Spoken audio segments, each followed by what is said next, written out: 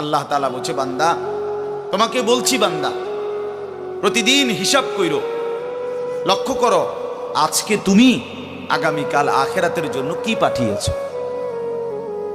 ধরে নাও আজ তোমার মৃত্যু, তো এরপরে পৃথিবী থাকলে থাকতো আর কি, আমি তো আর নাই।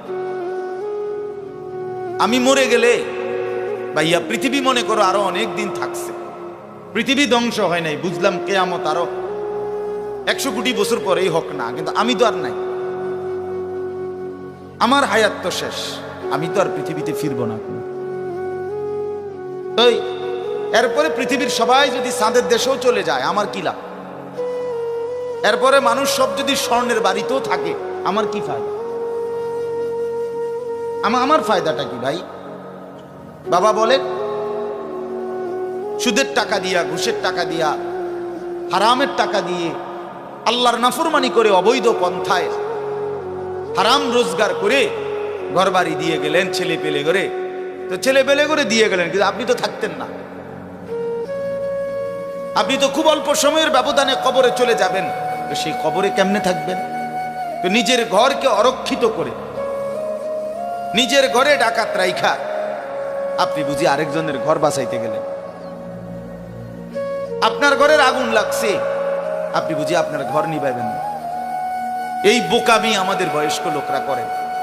শেষ বয়সে হারাম টাকা, সুদের টাকা দিয়া, অবৈধ টাকা দিয়া, কিস্তিতে টাকা দিয়া ঘর করে দিছে, জমি কিনে দিছে, বাজারে ভিট লইয়া দিছে, দোকান নিয়ে দিছে, বিদেশ পাঠাইয়া দিছে, বাপ হিসাবে 12 লাখ টাকা সুদে নিছে, কিস্তিতে নিছে। হায় মুসলমান, কি করলেন?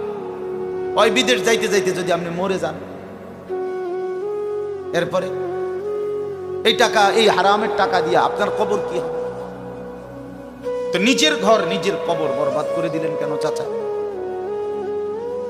এই জন্য দয়া করে বয়স্ক চাচা আপনাদেরকেও বলি, নিজের উপরে রহম করেন। 60 বছর বয়স, এখনো বিড়ি সিগারেট খান, তো ছাড়বেন কোন দিন?